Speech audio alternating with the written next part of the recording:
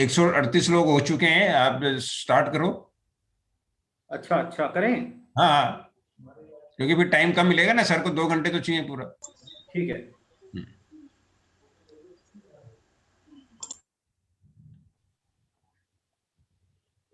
हाँ जी, good evening everybody. On behalf of Central Delhi Study Circle, I welcome you all for this great seminar on summons in GST by our esteemed speaker, Shri C.A. Ashok Batra जी। और अशोक बत्रा जी इतने well known हैं कि उनका introduction देते हुए मुझे लगता है जैसे चिराग को रास्ता दिखाना है। पहले मैं उनका बहुत बहुत आभारी हूँ, बहुत बहुत धन्यवाद देता हूँ कि उन्होंने अपना इतना इम्पोर्टेंट समय निकाल के हम सब मेंबर्स को वो समय दिया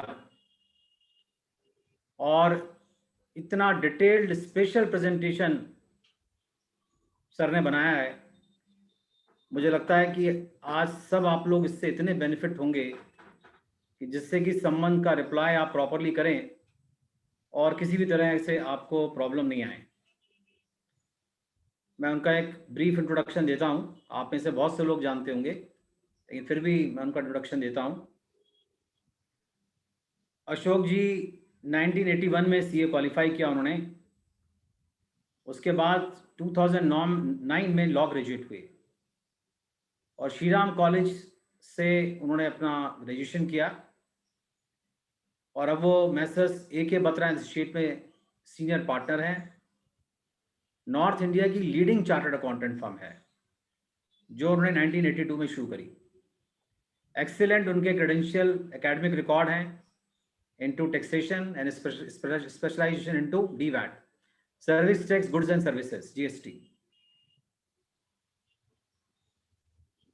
38 इयर्स का उनका प्रोफेशनल एक्सपीरियंस है और 15 साल का लिटिगेशन मैटर्स में उनका एक्सपीरियंस है और बहुत सारे केसेस जो हैं उनके क्लाइंट के फेवर में एडजुडिकेट हुए हैं और बहुत सारे ये केसेस प्रोमिनेंट लॉ जर्नल्स में रिपोर्ट हुए हैं। बहुत इंटीग्रिटी से, हाईएस्ट इंटीग्रिटी से आप अपना प्रोफेशन में काम करते हैं, both public and private sector में। कई सारी आर्टिकल्स और बुक्स सर ने ऑथर करी हुई हैं। GST law and procedure September 2020 edition, GST audit and annual return second edition, GST ready reckoner. एक उन्होंने और भी बुक लिखी है जिसका नाम है सबका विश्वास, लीजेसी डिस्प्यूट रेजोल्यूशन स्कीम 2019। और बहुत सारे acclaim daily value added tax DVAT service के साथ 12 साल से जो है बहुत उन्होंने बुक्स में, आर्टिकल्स में काम किया है। सर ने 1200 सेमिनार्स और कॉन्फ्रेंसेस इनडायरेक्ट टैक्स पर ऑर्गेनाइज करी हैं, उसमें एज ए स्पीकर पार्टिसिपेट किया है। जो ICI, company secretary, chamber of commerce, trade association, national academy of customs, indirect taxes and narcotics division, through out India sir ने पार्टिसिपेट किया है। और certificate course on indirect tax जो ICI का है उसकी सर फैकल्टी भी हैं। यूनियन बजट टॉक पर बहुत सारे स्टडी सर्कल पर इनडायरेक्ट टैक्स में सर जाते हैं, ब्रांचेस में जाते हैं, रीजनल काउंसिल में जगह जगह ब्रांचेस में जाते हैं और बहुत सारा मीडिया इंडस्ट्री ने उनको कवरेज दिया है। और इनडायरेक्ट टैक्स पे ही has been the best speaker award by NIRC भी सर को मिला है। और बहुत सारी जगह पर सर जो हैं स्पेशल इन्वाइटी में और इनडायरेक्ट टैक्स कमेटी में सर पार्टिसिपेट कर चुके हैं। तो ये सर का एक ब्रीफ इंट्रोडक्शन मैंने दिया है। और सबसे अच्छी चीज़ है कि सर से जब भी हम रिक्वेस्ट करते हैं सर हमें ऑब्लाइज करते हैं और हम सब मेंबर्स के साथ अपने इतने सालों की नॉलेज एंड एक्सपीरियंस को शेयर करते हैं। आई बिलीव एक प्रोफेशनल का हाईएस्ट स्टैंडर्ड है अपने प्रोफेशनल गोल को तो अचीव करना, उसके साथ प्रोफेशनल फेलो बीइंग्स को इतनी डेप्थ तक जाके सपोर्ट करना ये अपने आप में एक बहुत बड़ा अचीवमेंट है। मैं सर के लिए पुनः धन्यवाद करता हूँ। और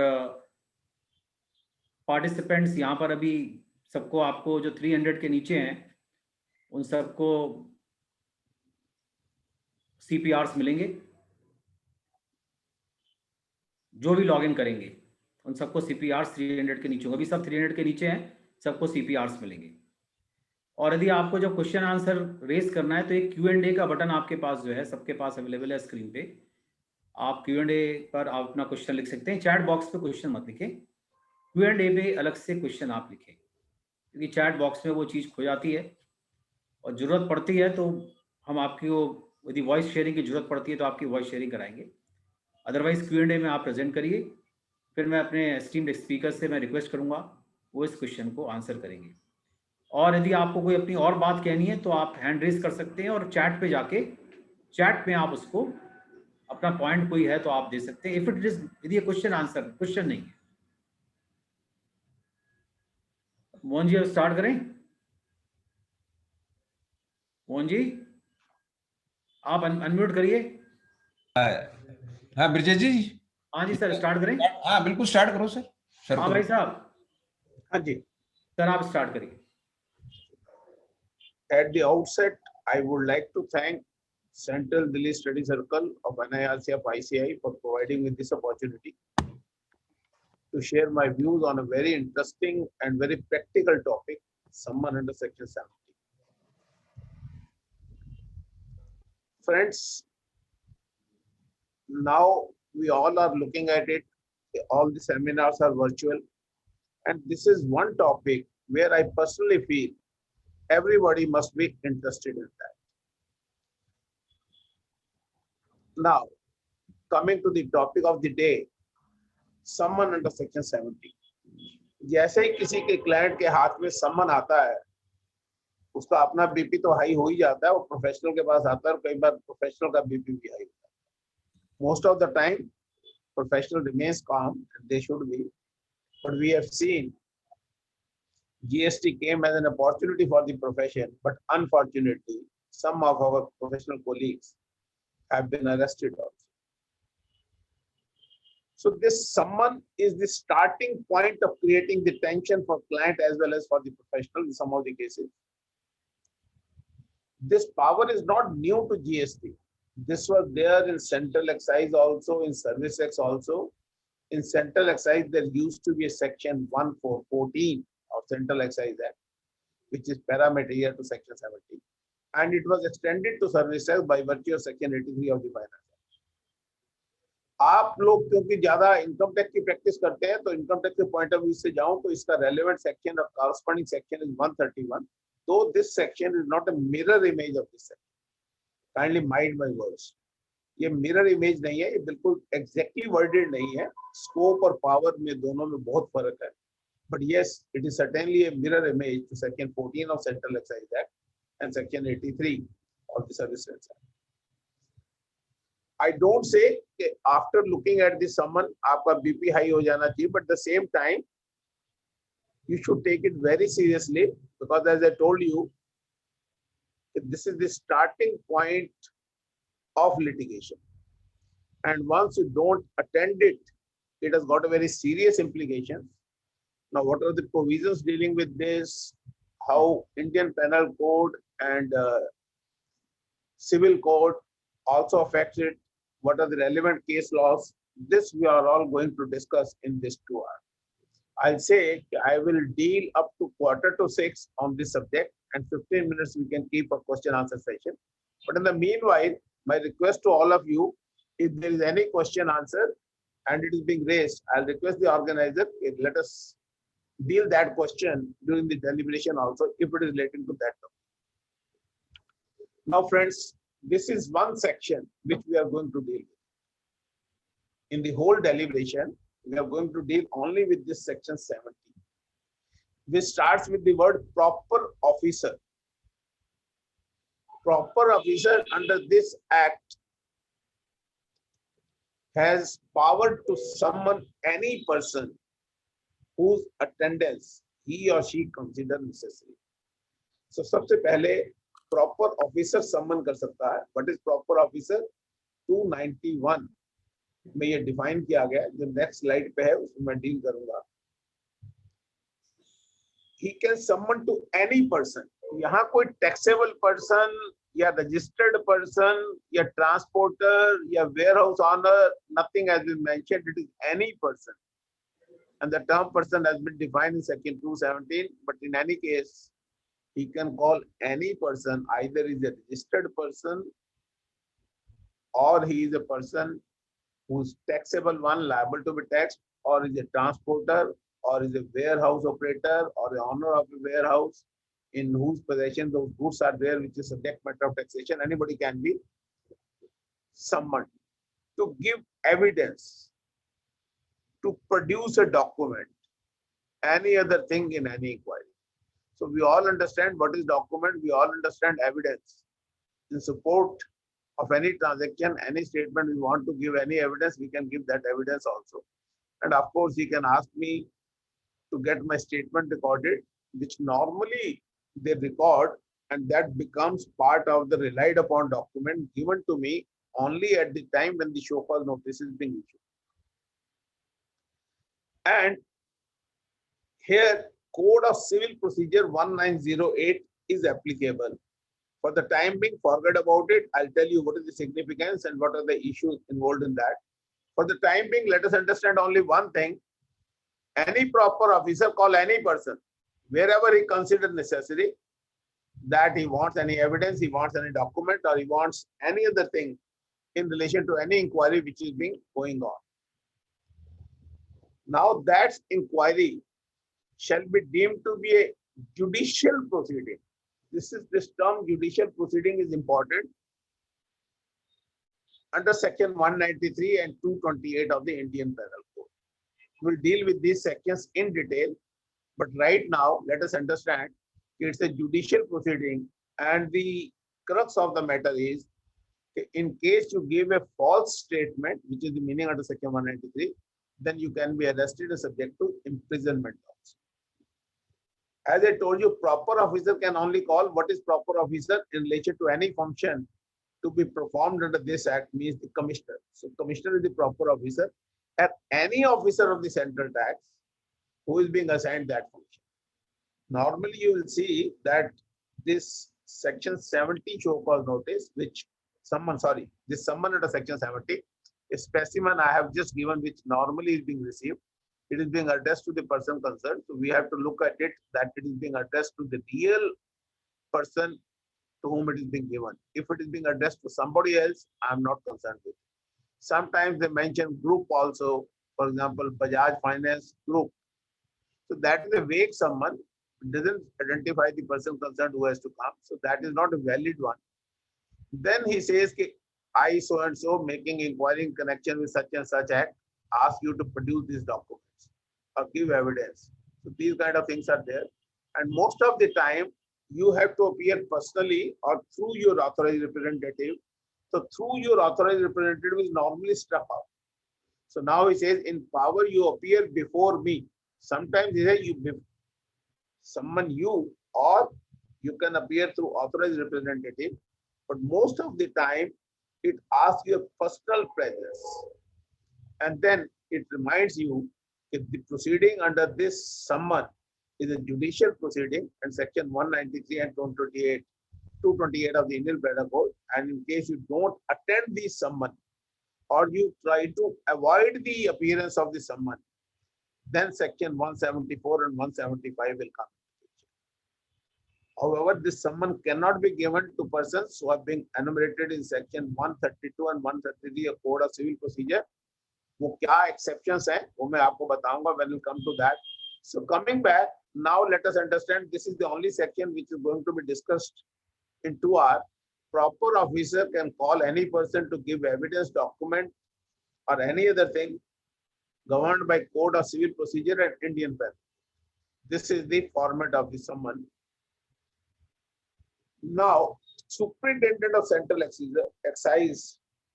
Central Tax normally sign the summon, but this summon is being signed by him only after taking approval from an officer not below the rank of assistant commissioner.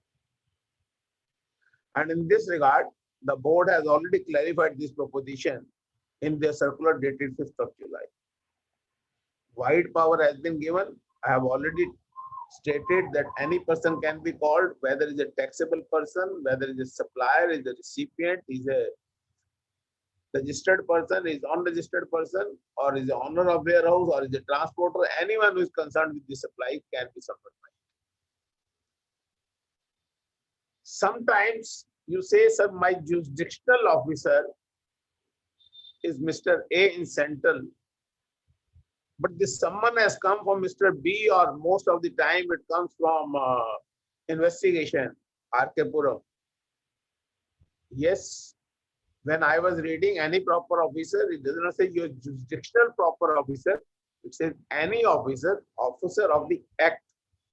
So in case I am investigating in a matter of fake invoices, and I find you are the person who has made purchases or supplied goods to him, and I want to record your statement, ask you to supply the e-way bill, etc., then even though I am not your jurisdictional officer, I can still call you and you are duty bound to appear before. As I told you, it's a judicial proceeding. Any statement which is being recorded here can be used against me. However, court has stated number of times, we will deal with number of case law, that you should not use this power casually. You should call the person only when it is required for your inquiry and his physical presence is must.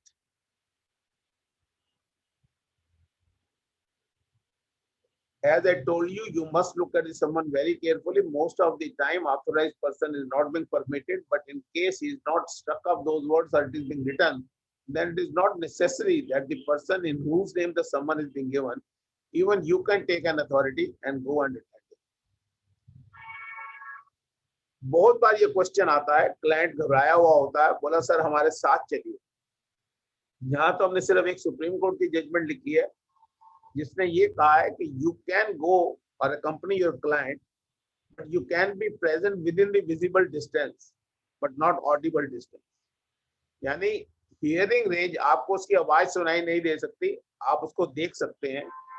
और ये supreme court का जो decision था ये इसलिए कहा गया क्योंकि sometimes they use third degree method to extract statement from him, or they use unparliamentary language just to threaten him.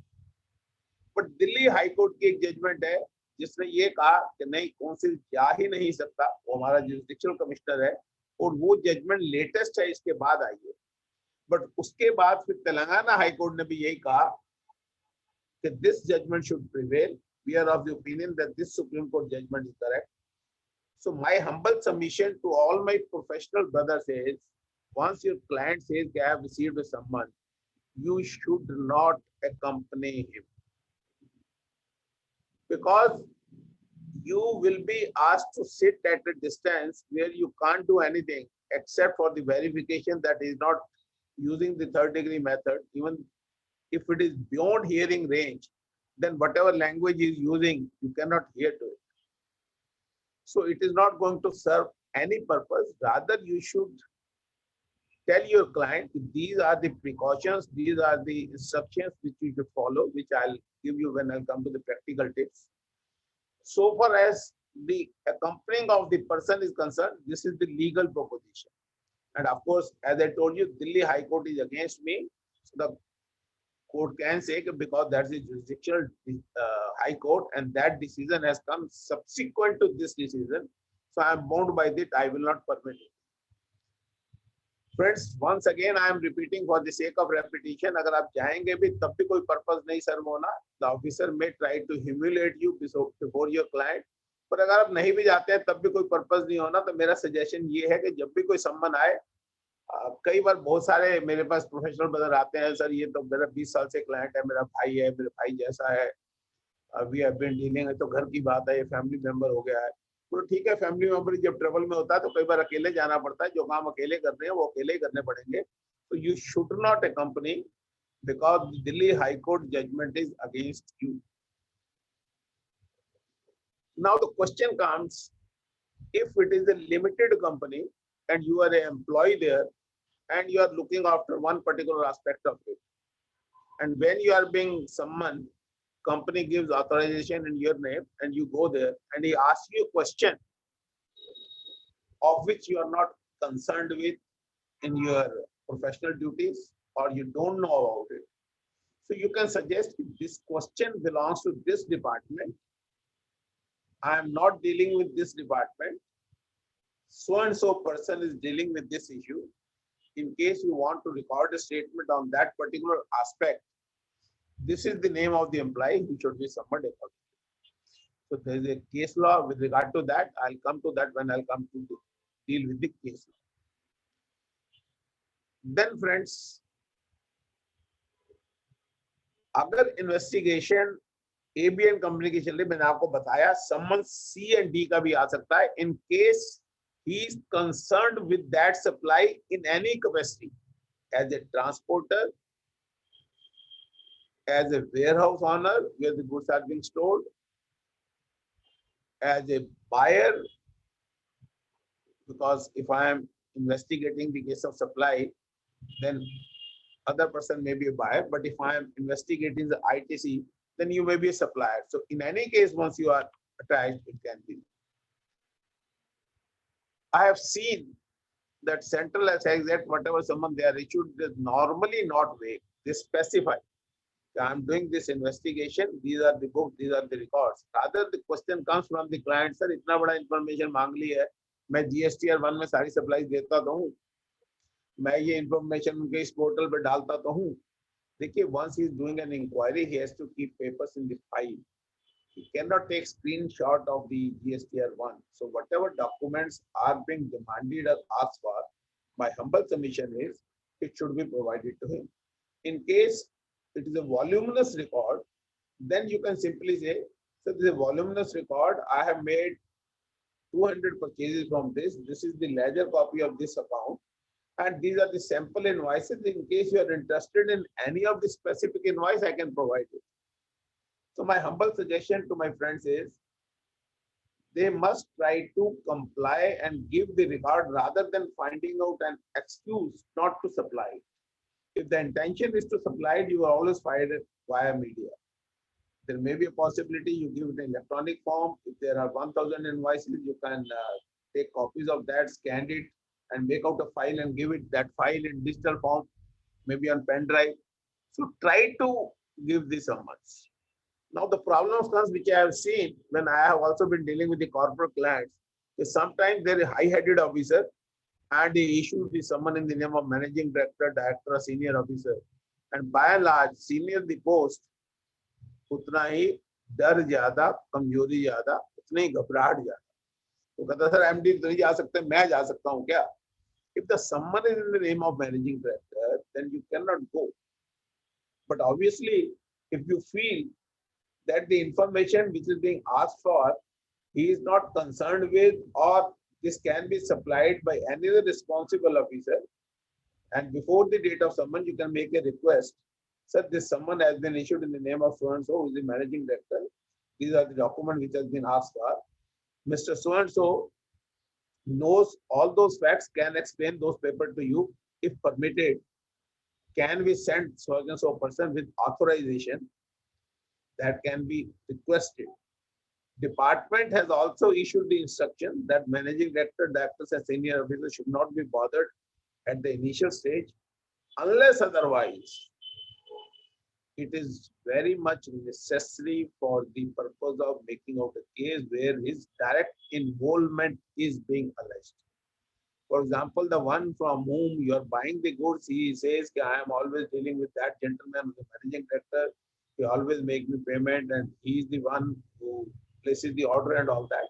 So barring those exceptional situations, normally the summons should not be given, but once it has come, you can just make a request. But in case the investigating officer insists the presence of managing director, then either you have to go to the High Court, get an excuse for that, or you have to represent him before the officer who wants to record this case. We have seen number of times when the summons are being challenged in writ jurisdiction before the high courts. Normally, the High Court does not intervene at this stage of investigation. They say he has given you a summon, there are proper guidelines, he cannot mishandle you. He is just making an inquiry. What is the problem in case you appear before him? But exceptional circumstances where the allegation is at first time when I appeared before him, he used third degree method or he has said so, and then the court may give direction in the presence of the counsel or in these circumstances you may appear. But I have yet to see a case law where the court has stated that investigation can be stopped simply because they are having high-handedness. So in this case, in this scenario, my humble suggestion is try to find out the solution and go to the High Court only when it is a must. Now the department, as I told you, has issued certain frequently asked questions dated 15 December. With regard to someone, the relevant questions are before you. And these questions really represent the court view and the view which I have explained it to you. You will find exactly the same thing has been stated by the government. Section 70 of CGST SGST Act gives power to an officer to call upon a person by issuing the summon to give evidence, produce a document. Summon or other thing may be for the production of certain specific document things or for the production of the document things or certain discipline in his possession or under the control of the person. A person who is issued summon, kindly see, is legally bound to attend either in person or by authorized representative, and he is bound to state the truth before the officer who has issued the summon. This is what I have already explained. The proceeding before the officials is the next question. What are the consequences of non-appearance? Now the department says, this is department view, of course, it is not binding if it is not legal, but according to my understanding, this is the perfect view given by the court, given by the department. The proceedings before the official who has issued the summon is deemed to be a judicial proceeding.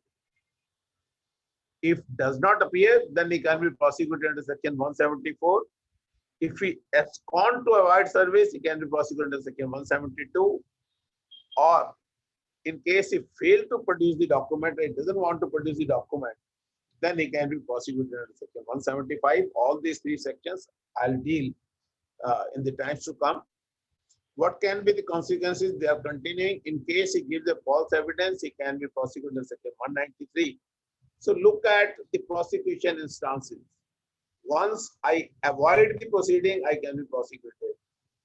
Once I don't appear even after proper service of notice, I can be prosecuted. Once I don't give a statement or document I fail to provide, I can be prosecuted. And once I go and give a false evidence, even then I can be prosecuted. And there is another prosecution under section 228 in case I prohibit the government officer to do his official duty.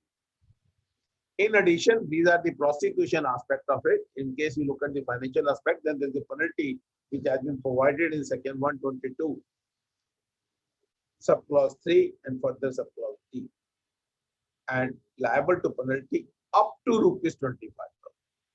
So the word which is important is up to. It is not the fixed amount of penalty.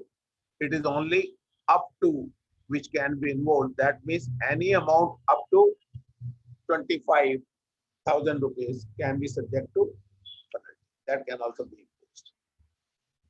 Then the next question is asked, what are the guidelines? And these guidelines are being issued looking to the judgments in mind. Now the department has got an experience of more than 76 years because 1944 the excise law came and the summon also came in that period. Of course, in income tax 131, which is from 1961. But I think excise law is the older one. So looking to all the important judgments, they have framed these guidelines. First of all, they clearly stated that someone should be issued only as the last resort. When the assessor is not cooperating in the investigation, he is giving you investigation notice, you are not appearing, seeking adjournment on whimsy ground, 3 months have passed, none of the important information are reached, and should not be used for the top. So this is this guidelines which has been given in question stated. 15th December. This you must keep handy whenever the someone comes and you feel these guidelines are not being followed. You can refer to these guidelines and tell him if this is the guideline given by the department and these guidelines being beneficial, certainly binding on the department. So kindly keep in these guidelines and revise the summon accordingly. The language of the summon should not be harsh and legal, which cause unnecessarily mental stress and embarrassment.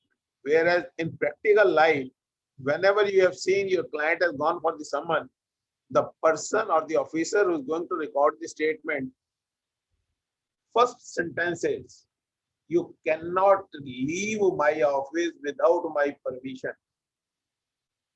In case you give a false statement, you can be prosecuted and you can be sentenced. Threatening language is being used. Of course, the content remains the same. There is no doubt I can be prosecuted, but the manner it is being stated, that is the problematic thing. But anyway, this is one area where nothing can be done. It is a practical difficulty.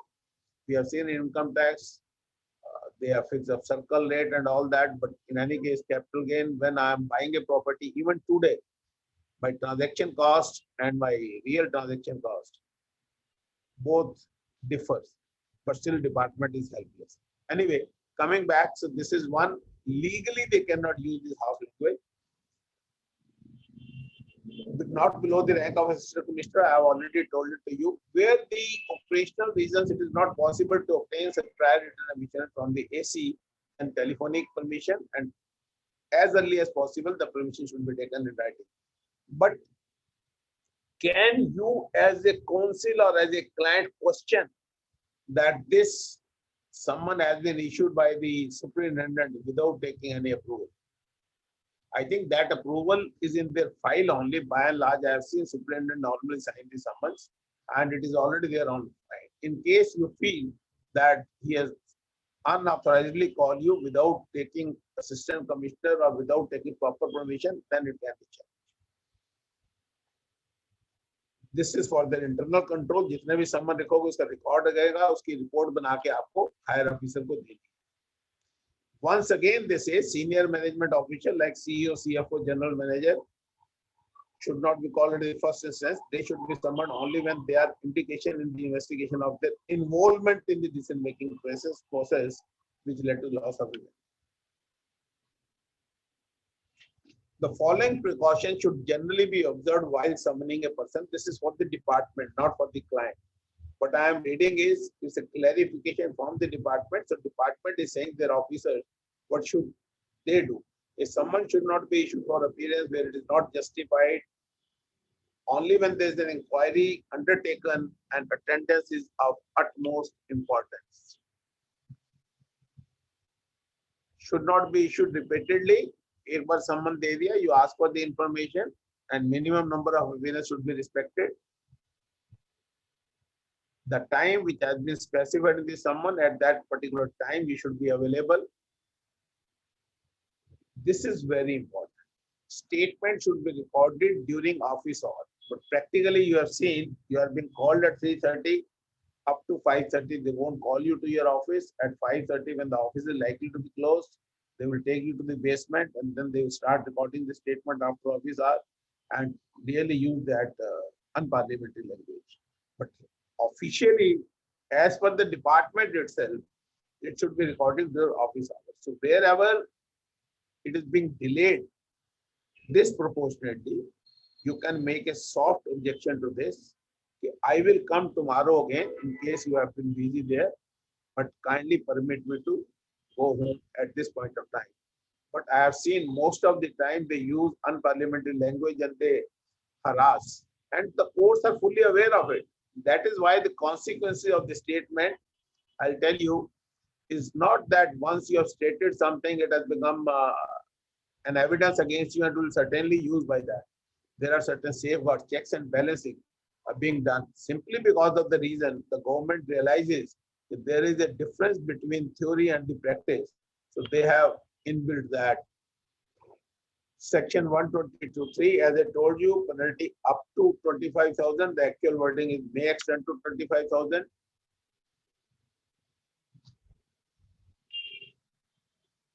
This is one very important section.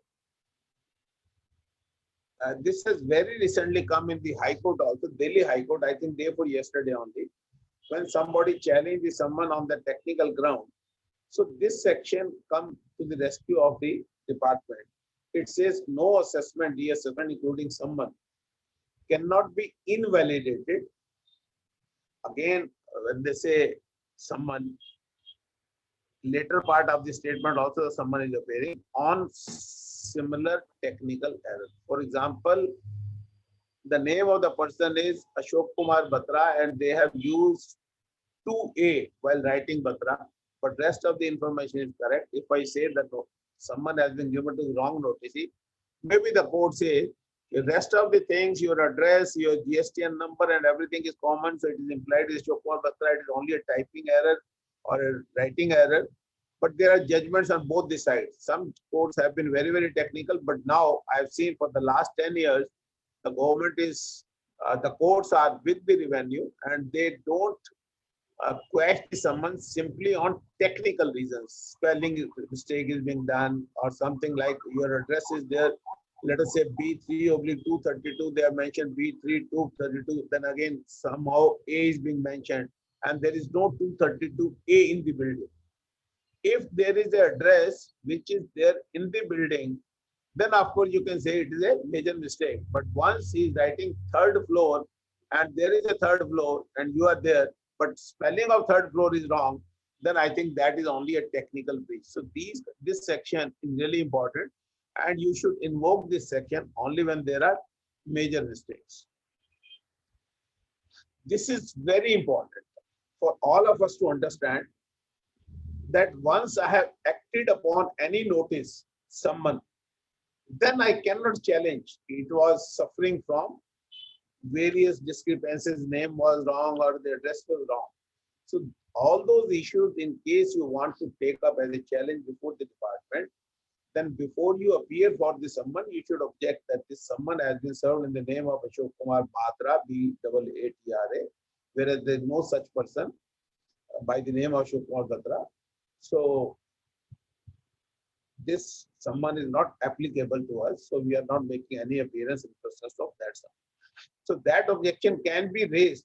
He may issue a revised summon by improving upon and writing Ashok Batra. And in case that summon is being used otherwise. So before you act on that notice order communication, it is not only with regard to this summon only, I am talking about generally also.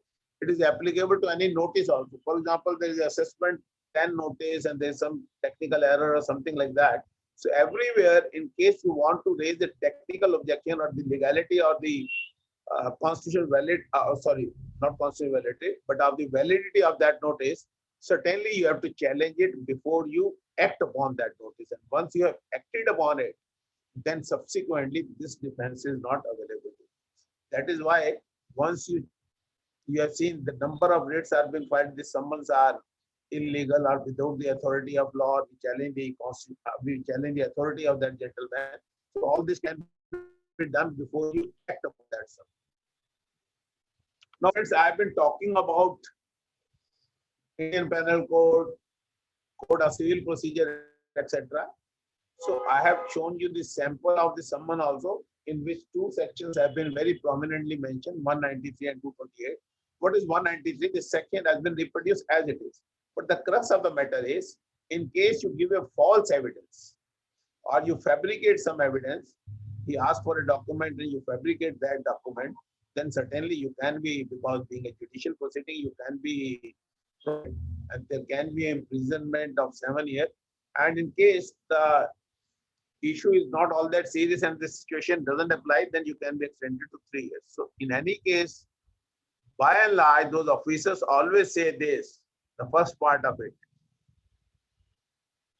that in case you give a false evidence and try to fabricate any evidence, you can be prosecuted and the imprisonment is up to 7 years. If you ask me personally, how many times my client has been prosecuted under this section, my answer will be not even a single. They are being used as a threatening device, and by and large, as I told you, we should not give a false evidence in any case. Even if the false evidence Then concept of materiality, how it has affected the investigation, so many things. There can be an error also. So many things has to be proved by the court in order to get me the get sentence of 7 years. So obviously in the court they have to prove it, which is not so easy. So I have not seen any investigation. I don't say there is not, but so far as I am concerned, I am telling you my personal experience. None of my client has been prosecuted under Section 190. This Section 222, this is on record. Normally, this kind of situation never comes except in a very, very exceptional circumstances.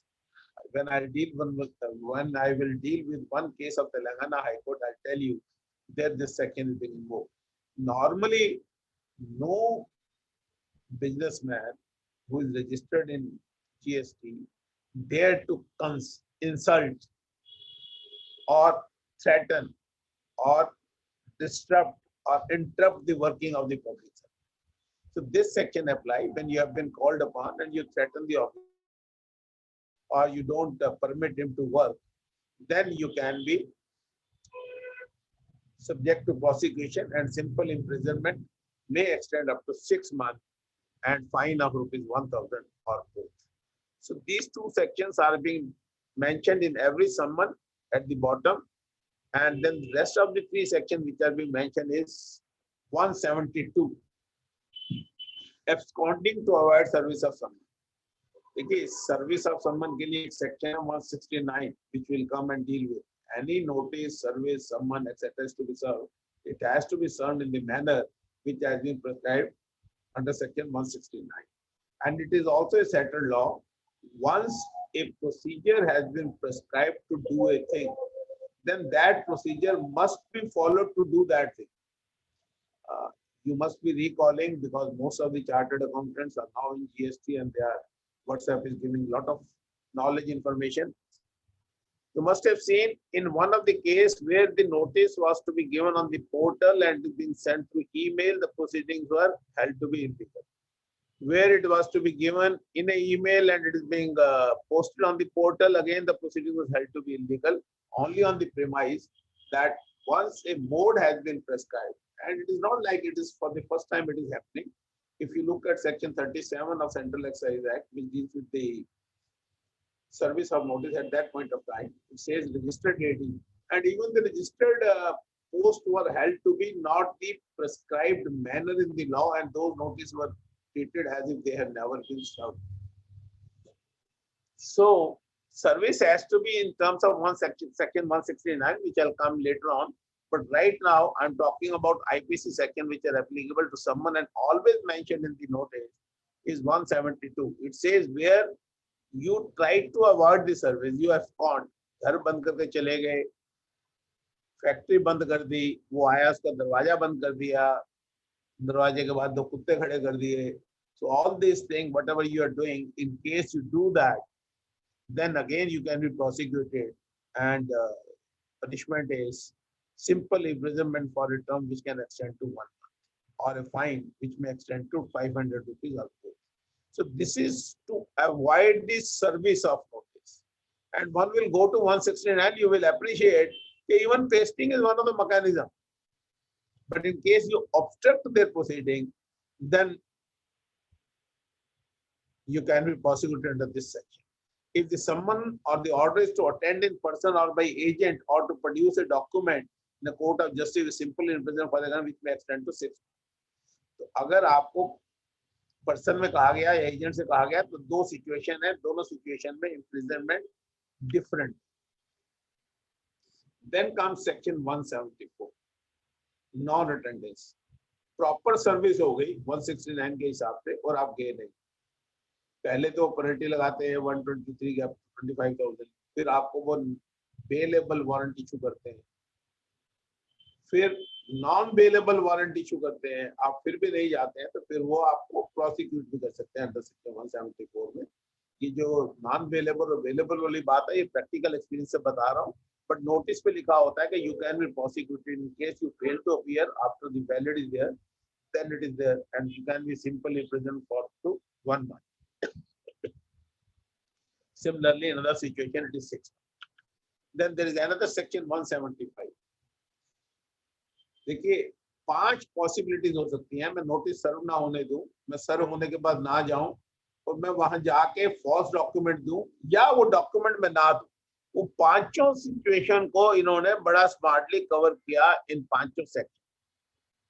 सो अब वो कहते हैं कि in case you have to produce one document, that document is supposed to be there। Bank statement मांग गया, bank statement नहीं देना चाहते और आप बार बार उसको कह रहे हो कि बैंक बंद था, आज ये नहीं था, तो certainly in case you try to avoid giving a statement, again you can be prosecuted and ultimately in case you found to be guilty, you can be extended a term which may extend to 1 month with a fine of 500 rupees, and in second situation 6 months and 1,000 rupees in all the three: 172, 174, 175.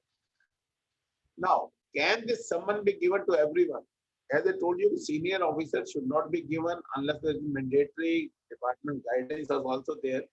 But legally, there are two provisions which are applicable: 132 and 133. Those women, जैसे पर्दा करती हैं जो लोग या Muslim women है, वो नहीं सम्मन हो सकती wherever as per their custom they are not supposed to appear in public. But this will not apply to film actors. We have seen very recent narrow-minded drug cases, etc. Even Sham case, every heroine was being given the summon being a lady, but this protection is available only when you don't appear. Once you are in that acting career, there is no doubt you have to appear. Or in case you belong to that society where you have been managing director of a company or you're working in the capacity of a proprietor or partner, then you say, I'm not supposed to appear in public. That will not go and that will not satisfy the code. The only thing is when you are in Parda, but he wants to record your statement just to prove his own point, any point which can be related to your husband, your father, etc., then those women cannot be called up.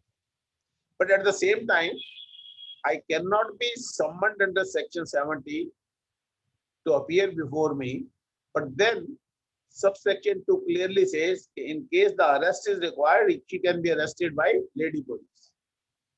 Nothing herein contained shall be deemed to exempt such women from arrest. हालांकि arrest से उसको कोई exemption नहीं दी गई है, उसको exemption दी गई है सिर्फ अपीयरेंस में, और वो भी सिर्फ उन औरतों को जिनके यहाँ पर्दा सिस्टम है और वो नॉर्मली अपीयर नहीं होती है पब्लिक में बिना पर्दे। Then section 133, which is again a very important one. Of course, most of the time this clause is not applicable in our case. It is applicable to President of India, Vice President of India, Speaker, Minister of the Union. So मैं समझता हूँ कि इसको छोड़ ही देना चाहिए। और now what is the relevance of this statement? अब ये क्वेश्चन आया कि जो मैंने स्टेटमेंट रिकॉर्ड करवा दी अंडर सेक्शन 70 में जाके, उसकी सिग्निफिकेंस क्या है? This section is really important to understand. He says a statement made and signed by a person on appearance in response to any summons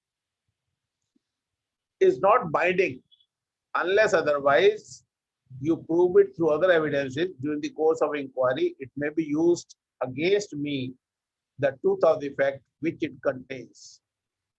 Kaha? Number one, when the person is dead, he cannot be found, he is incapable, he is kept out of the way, pressure cannot be, whose presence cannot be obtained. So in all those cases, अगर एक आदमी ने statement record करने को उसकी death हो गई या वो नहीं मिल रहा या इनकेपेबल हो गया आने के लिए या उसकी प्रेजेंस वो नहीं कर पा रहे हैं, तो उसकी स्टेटमेंट बाइंडिंग हो जाएगी. It can be used against you, there is no doubt. And secondly, when such person is examined as a witness in any court and the court is of the opinion that looking to the circumstances, this statement should be admitted in evidence in the interest of justice. Barring that, this statement has a value, but it is not binding on you. Binding सिर्फ दो situation में है. यहाँ statement record करने के बाद आपकी death हो गई, you cannot be found, incapable of appearing, your presence cannot be made, or alternatively you have been examined by any court as a witness in that case. So what does it say? conjoint reading of clause A and B of section 136 clearly reveals that statement may be treated relevant and admissible under the law if 5 contingencies are there, or in case we have made a statement. So this is what we have explained it, which I have already discussed. अब देखिए sir, जब आपका सम्मन आता है और आप statement देने जाते हैं तो आपको क्या क्या बातों का ध्यान रखना है। अब इन बातों पे हम चलते हैं, ये बड़ी प्रैक्टिकल बातें हैं which you need to read. Reply to summon and notices must be drafted accurately and precise. जितना उसने मांगा है आपने उतनी इंफॉर्मेशन दी। मैं अपने प्रैक्टिकल एक्सपीरियंस से आपको बता रहा हूँ। प्रॉब्लम कहाँ होती है, आपको लगता है कि मैंने ये गड़बड़ कर रखी है, जबकि उसको पता ही नहीं होता। उस ऑफिसर को जितनी नॉलेज है या जो इंफॉर्मेशन उसके पास है उसके हिसाब से उसने इंफॉर्मेशन मांग ली, लेकिन आपके दिमाग में डर है। तो आप ये कहते हैं शायद ये मैं कागज दूंगा तो मैं प्रॉब्लम में आ जाऊंगा, सर इसका कुछ करो, इसका कुछ बताओ। तो मेरा ये कहना है कि फर्स्ट ऑफ ऑल जो इंफॉर्मेशन पब्लिक डोमेन में है जिसको आप चेंज कर ही नहीं सकते, you have to face the consequences whatever. Once it is inevitable, I pray to the Almighty, give me strength to bear this. वही प्रिंसिपल यहाँ लगता है। बैंक स्टेटमेंट है, इनकम टैक्स की रिटर्न है, आपकी बैलेंस शीट है जो आपने सबमिट कर दी है वेरियस डिपार्टमेंट। आप ये तो कर सकते हो बैलेंस शीट को पूरी डिटेल्स लिस्ट के साथ ना देकर समरली मैनर में दे दें, बट वो बैलेंस शीट तो अवॉइड नहीं हो सकती, तो वो कागज तो आपको देने ही पड़ेंगे। And once your statement is being recorded, you have to be very, very tactful. First of all, you should never tell anything for which you are not sure. You must seek time. Sir मैं देख के बताऊंगा, मुझे याद नहीं है, मुझे verify करना है, within 2 days I'll come and give you this document. कोई भी स्टेटमेंट गलत नहीं होनी चाहिए, आप उसके लिए टाइम मांग सकते हैं। He cannot compel you to give information with on the spot. So you can seek time, you can say I'll refer, and sometimes there are legal issues. You can simply say I can go to my consultant, seek his opinion, and then on he'll say. He will say नहीं नहीं पैसे जमा करा दो, आपके पास कोई रास्ता ही नहीं है, इतनी पेनल्टी जमा करा दो। ब्रदर मैं जमा करा दूंगा अगर बनती होगी तो, लेकिन पहले मुझे अपने कंसल्टेंट को कंसल्ट करने दीजिए। एक ही बात को बार बार पूछा जाएगा, उन वर्ड्स को आपके मुंह में रखा जाएगा, and they want you to say those words, and he will ask the same thing in 4 minutes. आपने इनको माल बेचा, आप इस आदमी से 1 साल से डील कर रहे हैं, जो माल दिया वो आपने कभी खरीदा ही नहीं, आपने जो माल दिया वो आपका था ही नहीं। इस तरह से कई बार आपसे वो बात पूछते हैं। But in any case, you have to clearly deny the statement which you don't agree, and before you sign it, kindly read that statement. Normally कोई पढ़ता नहीं है, किसी को टाइम नहीं होता है, और जब आप बोल रहे होते हैं वो क्या लिख रहा है आपको ये भी पता नहीं होता।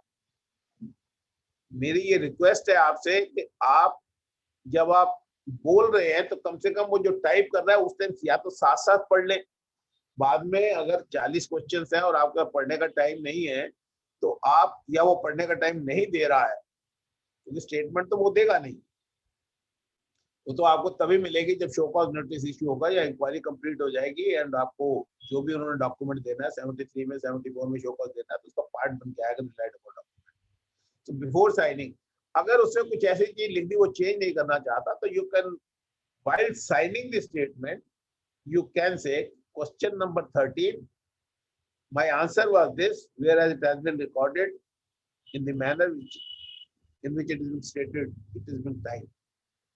अगर आपको इंग्लिश नहीं आती है तो सारी स्टेटमेंट इंग्लिश में साइन की गई है, उसने पढ़ के नहीं सुनाई है, तो आप जरूर लिखें, though I am signing in English but I don't understand English, they have asked me the question in Hindi, they have translated themselves and written the reply.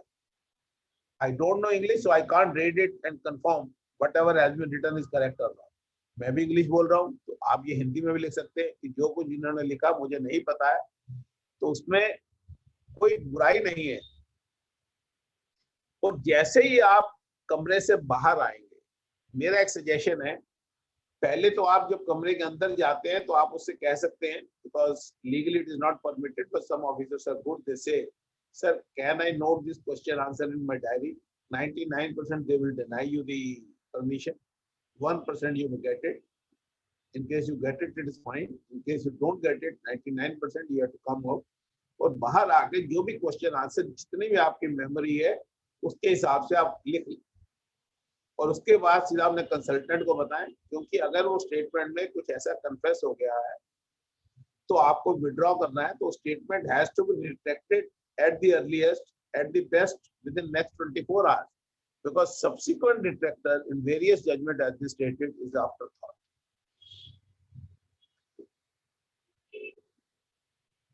Statement is legally binding once given. Retraction of the statement must be done within this table time, preferably by so and so. Now, once that is being done and you fear कि यार इस statement record कर ली 5 करोड़ से ऊपर का tax है, तो अब तो ये मुझे अरेस्ट करेगा, तो should I go for anticipatory bail? You should never make that mistake. Once that application is being rejected, that even if the department doesn't want to arrest you, they will certainly arrest you. Yes, once you are arrested, then you have no choice but to file a bail application. Rejected, then you have to go to the higher court. So that procedure you have to follow. But we are restricting ourselves to the statement. So in case that statement has to be retracted, it has to be retracted within 24 days. And before I come to the case law, you have to give the manner why you want to retract the statement. ये धमका के लिखी गई थी या आपको नहीं बता के लिखी गई थी या आपने जो बोला था उससे गलत उन्होंने लिखा गया था, वो सारे इवेंट को आपने बड़ा क्लियरली एक्सप्लेन करना है. Otherwise retraction is not all that easy. Now friends, we can go to some of the judgment, some of the case law which are in relation to the effect of the statement. The very latest judgment is 14 December 2020, of course in the context of income tax, where it has been stated that the evidence considered to be relevant and reliable, then the assessee may be permitted to cross-examine.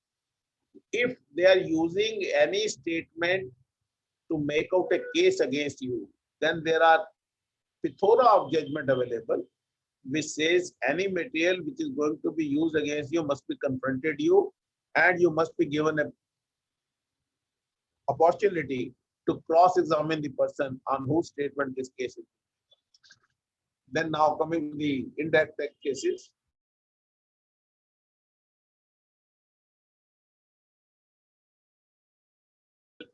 Only statement does not mean your case has been proved. Statement से ये नहीं पता चलेगा कि आपका case prove हो गया है. It can be used as a corroborative evidence. Adjudicating authority को बाकी अदर एविडेंस से भी ये प्रूव करना पड़ेगा कि whatever he has admitted, that is being proved by these documents also.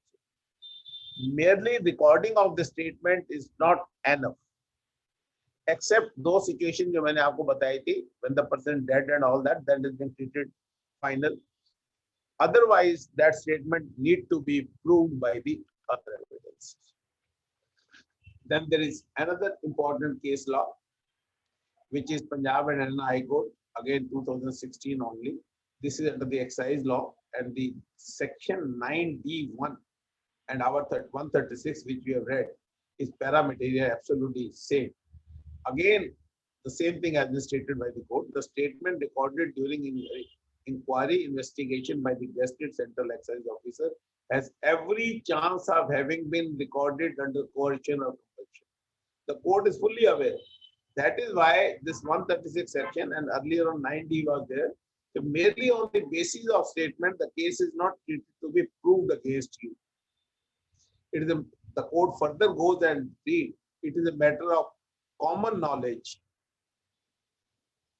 that on many occasions, DRI, DGCI, now DGGI resort to compulsion in order to extract confessional statement. So I am not going to read further because these are all. This, I'll request the organizer to share this PPT with each and every attendant and even to anyone who wants this, so that they can go through it, read it comfortably, and to save the time, I am not reading each and every line. Yes, sir, it will be shared. Another judgment is Honorable Allahabad High Court, which again stated the same thing. The venue choose not to examine any witness adjudication, the statement cannot be considered. So conclusion has been written and section 136 has also been referred here. Now, if we look at the other sections where summon word has been used in CGST, there are a number of sections. The most important is 169, which I have dealt while I was dealing in the earlier slides with regard to this service of notice. Any decision order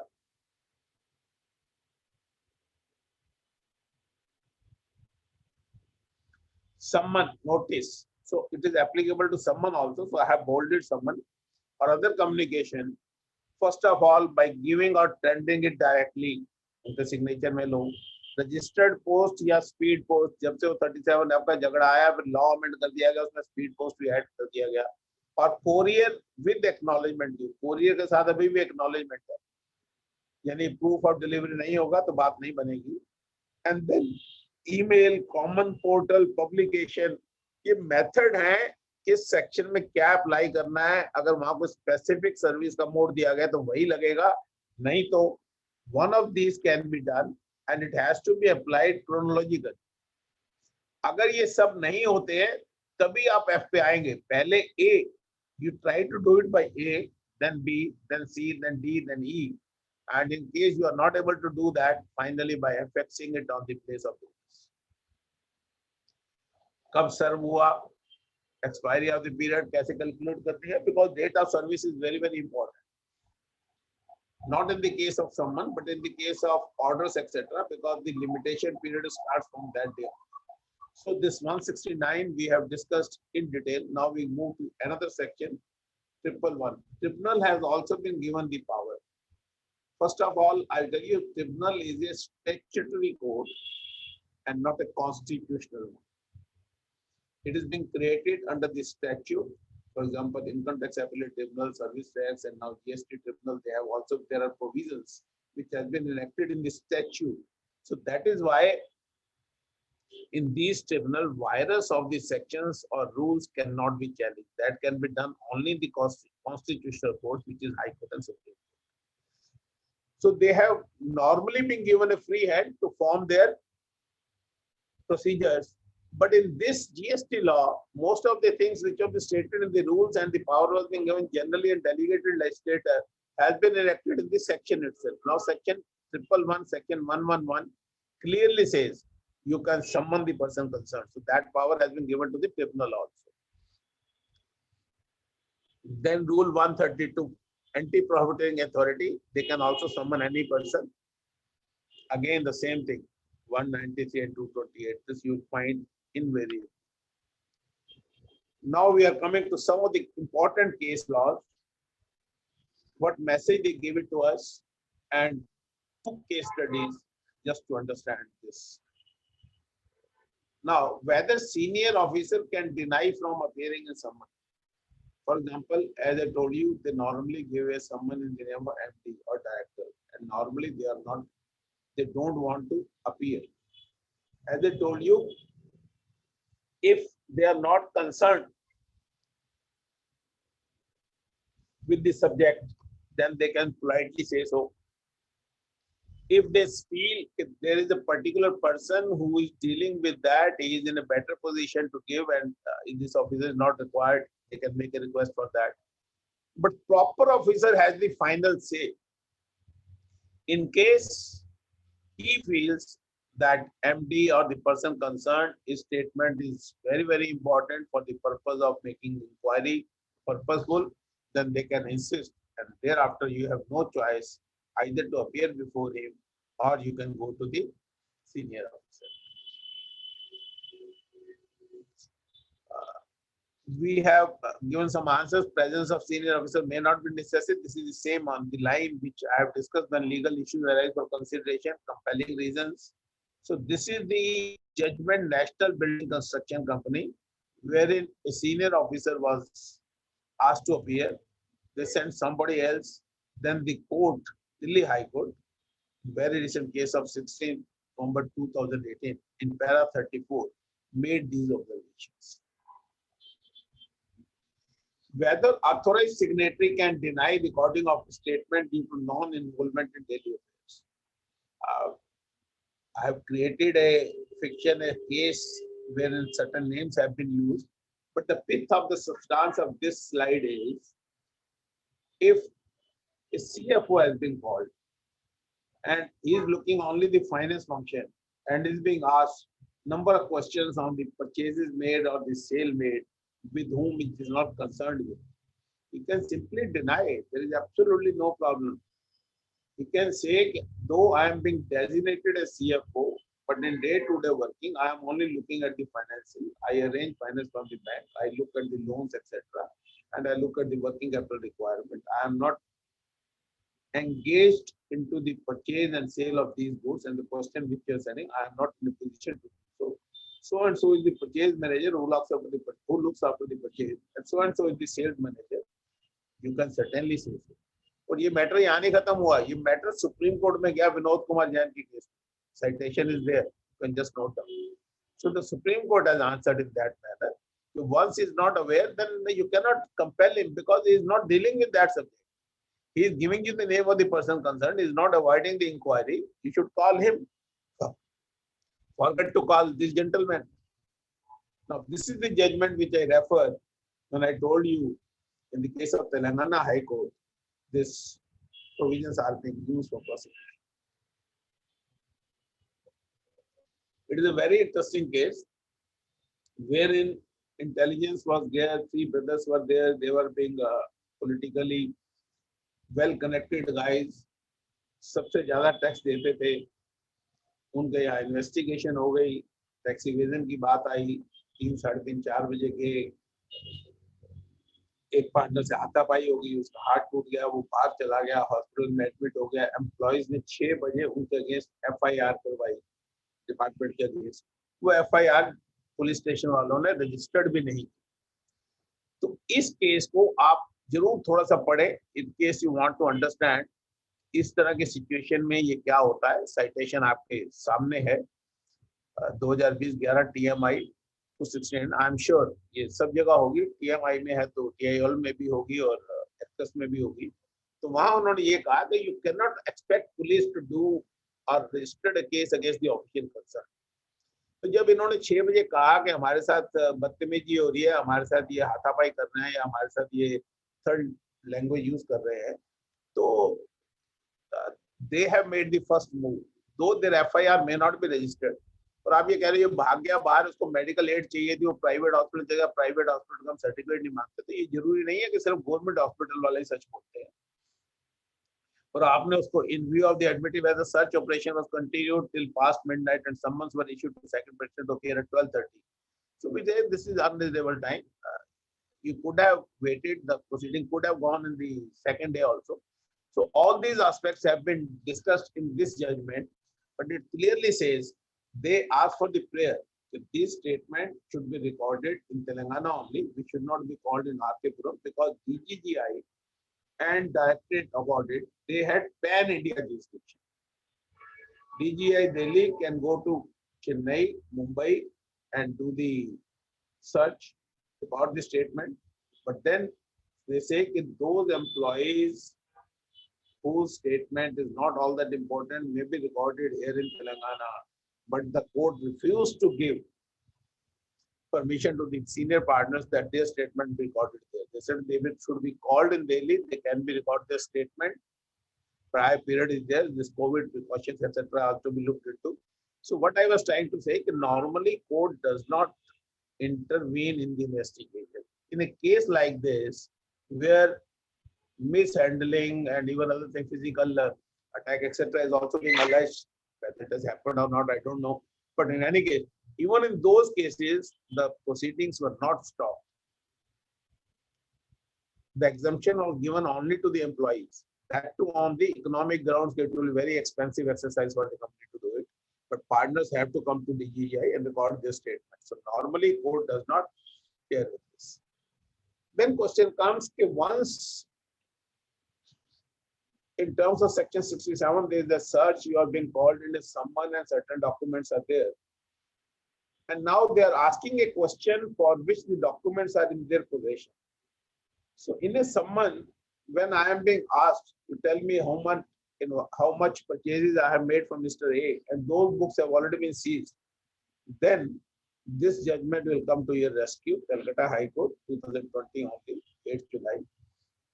Wherein they say in case you are asking for them to give a statement, all the documents are with you, and they say we don't have a photocopy, provide them the documents.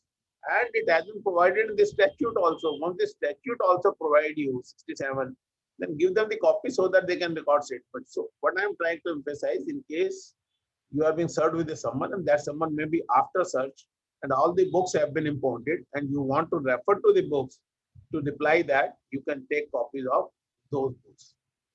This is one judgment, which is the landmark judgment in indirect taxes. Dalip K. Basu versus State of West Bengal. And in case you want to understand anything about arrest, etc., so I think it was not directly linked with my topic, but still I thought if this is one judgment which need to be referred by each professional.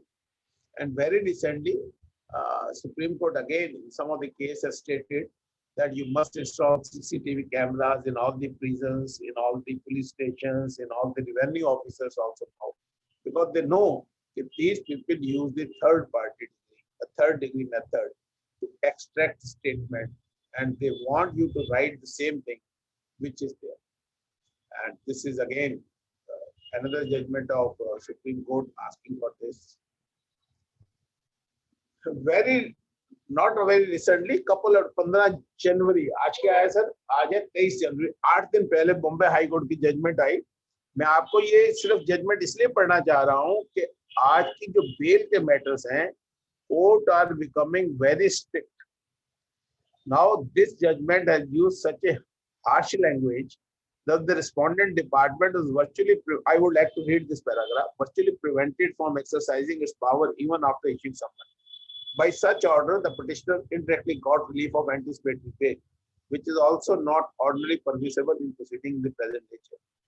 White collar offenses are more serious than offenses like murder, dacoity, etc. Such offenses are committed after hatching conspiracy. This circumstance need not be kept in mind by the court, as the granting of relief with the anticipatory bail hampers investigation, and such approach causes damage to the image of the judiciary. This is what I am saying. Anticipatory bail नहीं लेनी है, और unnecessarily सम्मन के लिए higher court में जाके रोकने की कोशिश करनी बेकार है, because I have seen number of case law. I think there is hardly any case law which support our case. Now I am coming to very important aspect. Everybody knows there is a circular, and DIN is very popular nowadays. Initially, it was applicable on certain documents. The scope was expanded in the month of December, and now every document should be DIN generated. जब भी आपके पास कोई सम्मन आए, you must look at it. If this summon is having a valid DIN number, or 168 the procedure power, no such authorization. Arrest removal inspection notice summon should be issued, or after 8:20 without a computer generated date. तो 8 नवंबर के बाद सम्मन में सबसे पहले ये देखें कि इसमें दिन है या नहीं है, और अगर दिन है तो उसको वेरीफाई करें साइट से जाके ये वैलिड दिन है, and then only, because jurisdiction, as I told you, proper officer can call any person on that ground. You cannot object, but yes, if din etc., that procedure is not being followed. And there are judgment also. Delhi High Court says din nahi hai to invalid hai. Even pre-consultation के case में भी उन्होंने एक case में कहा कि show cause notice is invalid. Anyway, this is another circular wherein again notified standardized authorization for such summon and inspection notice, क्योंकि court इनको बार-बार कह रही थी कि ये provisions का misuse हो रहा है, and then they have issued this circular wherein they have standardized the procedure. And they have told their officers what is to be done. And all those questions which I have already stated have been discussed in this. Sir, with this, I am concluding my discussion now. Now I'll be open for all question answer session. Whatever question answers are there, you can ask me. Thank you so much, sir. बहुत बहुत आपका धन्यवाद. आपने summons को इतनी अच्छी तरह से समझाया. सारे उसके सेक्शंस के सब सेक्शंस को, सब चीज़ों को आपने बताया। और सबसे अच्छी बात ये थी कि किस तरह से आपने वेरियस केस लॉस को मेंशन करके प्रोफेशनल्स को एनरिच किया कि उनके लिए क्या चीज़ मैंडेटरी है और किस तरह से वो एस्केप कर सकते हैं। तो सर एक पहला क्वेश्चन ये है कि संबंध में जो डेट पड़ी है वो डेट यदि कैलेंडर में एग्जिस्ट ही नहीं हाँ, वो करती। क्वेश्चन मैंने भी देख लिया चैट बॉक्स में से, मेरे सामने ही है. हाँ, Date of summon issued is not in calendar at 30th February. So obviously 30th February will not come. Either you can communicate with the officer concerned that this summon has been issued on 30th February, whereas it is impractical. And Supreme Court has also stated you cannot expect a necessity to do an impossible task. So he can issue you another summon. So that summon is certainly invalid and no action can be taken for non-appearance against that summon if this date is being mentioned. Sir एक question है, यदि संबंध में registered office, ये e commerce industry के लोग जो हैं अलग अलग स्टेट में अमेजोन के जो हैं इनको रजिस्ट्रेशन कराना पड़ता है, क्योंकि अमेजोन के वेयर हाउसेज हर स्टेट में है और वो रजिस्ट्रेशन को उस पर्टिकुलर स्टेट में कंपलसरी मानते हैं। और वो रजिस्ट्रेशन जनरली कोवर्किंग प्लेसेस पे लिया होता है। तो कोवर्किंग प्लेसेस पे सीटें तो होती हैं, लेट अस से 50 टेबल हैं और रजिस्ट्रेशन 300 हुए होते हैं। तो क्या सर वो सम्मान उस केस में वो ऑफिसर डिमांड कर सकता है कि रजिस्ट्रेशन यहाँ से हटाएं, अदरवाइज मैं कैंसिल करता हूँ? नहीं, देखिए, आप बात कर रहे हैं उस एग्जाम्पल की जहां सर्विसेज है. For example, if we talk about goods, the principle and the legal position both are different. I am running a partnership firm from my official address A36 Rajouri Garden. If I want to start another service, because there is no need to maintain a stock in this. In case you say that there is a need for inputs or capital goods which are there and you have sought number of registration, then certainly the department should be in a position to verify which input, which stock belongs to which one. Either partition should be made or something like that. Now it is a case of services. In the case of services, because there is no stock involved, then certainly you have chosen that address. Absolutely no problem. I can have 10 companies wherein myself and my wife can be a director. And I don't need any of the staff also. So simply because on the seat of 50, there are 300 companies registered, doesn't matter. But the only thing is, once you are giving this as a place of registration, then you are legally bound to keep a record of those registration in that particular office. So are you in a position to verify the record? There are computers on that. In one computer, I can have a record of 10 companies, doesn't matter. But the only thing is, so once you have chosen to give that address and there's no stock requirement, there's no illegality into that, but certainly all other provisions which need to be fulfilled, record keeping the record, etc. And once that notice is being served for 300 companies, that will be a valid service at all. There's no doubt over it. तो sir ये जो proper officer है, यदि वो उसके registration को cancel करता है तो सर ये इनवैलिड है? मेरे हिसाब से इनवैलिड. तो उसको सर That कैसे? is no ground for cancellation of registration. जहां तक मेरी नॉलेज है वहां तो लिखा है 6 महीने आप रिटर्न नहीं भरेंगे या कहीं टैक्स की चोरी होगी, whatever the instances have been given. According to my humble opinion, this is not one of the reasons where you can cancel my registration certificate. Either he says it's a fake one. If he is simply saying he is having 300 companies, where is the bar? According to my understanding, no. Thank you, sir. Next question is PPT. Yes, we'll send the PPT to the participant. वो मैंने आपको भेज दिया ब्रजेश जी, आप partners के साथ किसी के साथ भी शेयर कर सकते हैं. Absolutely no problem. जी, thank you sir, thank you sir. अच्छा, और भी कोई क्वेश्चंस प्लीज रेज करना चाहें? एक बहुत ही अच्छा टॉपिक है और मुझे लगता है कि अब जीएसटी के रजिस्ट्रेशन कंप्लायंस के बाद ये सम्मन्स आ रहे हैं जो एससीएन में कन्वर्ट हो रहे हैं और फिर पेनल्टीज लग रही हैं, पनिशमेंट हो रहे हैं. तो प्लीज अपने क्वेश्चंस. मैं ये कहना चाहूंगा सबसे कि ऑडिट के लिए डिपार्टमेंट में प्रपोजल चल पड़ा है. वेस्टर्न जोन में ऑलरेडी 3000 से ऊपर ऑडिट अलाउ कर दिए गए हैं और उन सब की लिस्ट भी परमानेंटली बना दी गई है और ऐसी एक लिस्ट यहाँ भी बनने वाली है। तो ऑडिट भी यहाँ शुरू होने वाले हैं और समन वमन तो आपके पास पहले आ ही रहे हैं, उसमें कोई इशू नहीं है। बट अब लिटिगेशन आने वाली है क्योंकि टाइम बाद लिमिट भी आ रही है, कि आप सबको पता है कि show cause notice can be issued in 4 situations: when the tax has not been paid, has been short paid, any refund has been erroneously claimed, or you have claimed the credit or utilized the same against the provisions of law. So if it is with intent to evade tax, 3 conditions, तो 74 में notice आएगा जिसका time है 5 years on the relevant date, otherwise 3 years on the relevant date, और relevant date 17 में आया था, 17-18 की दिसंबर 18, अब दिसंबर 21 अप्रोच कर रही है।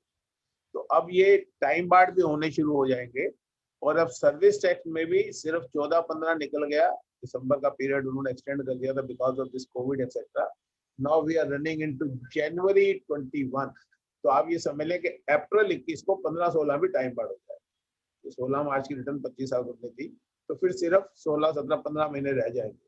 तो we are expecting lot more audit and lot more notices in the times to come. So be careful because here the time limits are mandatory.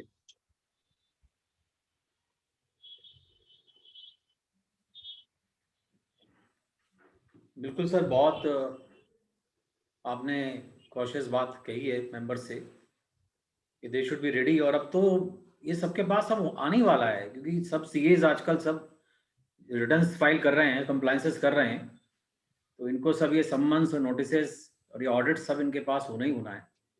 I think everybody should be very careful and use. Sir show cause से पहले वो normally statement record करते हैं, audit में तो नहीं करते हैं क्योंकि अब शो कॉज में टाइम बार्ड होने वाले हैं। तो मेरे हिसाब से अब in the times to come the litigation will take place in a very high speed. So be careful because the time is again an essence.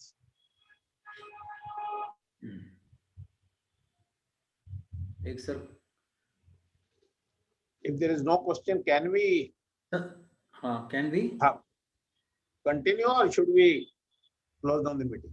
नहीं sir, you can continue further also. There is a question for change of email and phone numbers on GST portal. Can the department ask the presence of owner himself? No. Yeah. Sir normally complete set of books में है तो उसको आप tally में pen drive में डाल दे देना, sir ये लीजिए सारी किताबें।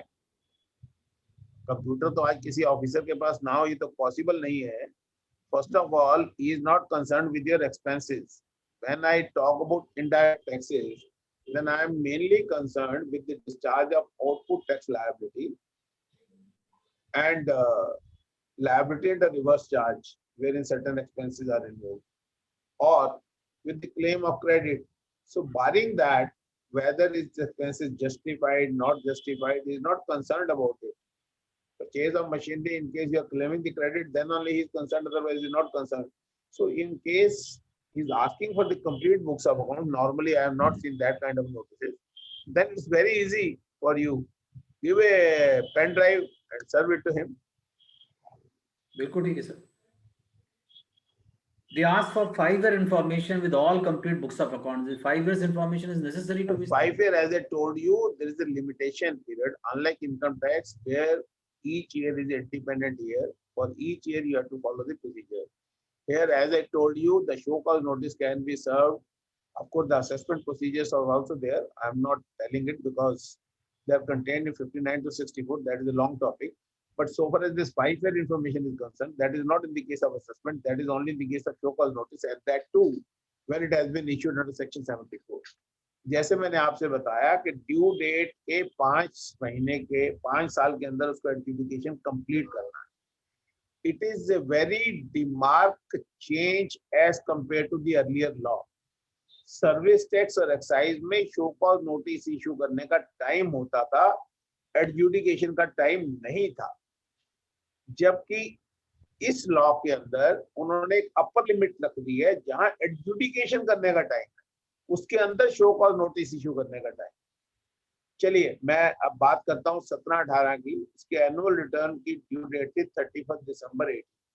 So under section 78, the notice, the adjudication proceeding has to be completed by 2023 December. और उसी 74 में लिखा है कि जहां आपको प्रोसीडिंग कंप्लीट करनी है उससे 6 महीने पहले शो कॉज देना है। तो 74 के शो कॉज के लिए जहां आपकी प्रोसीडिंग कंप्लीट होनी है दिसंबर 2023 में, उसको 1 जुलाई 2023 से पहले पहले शो कॉज देना है।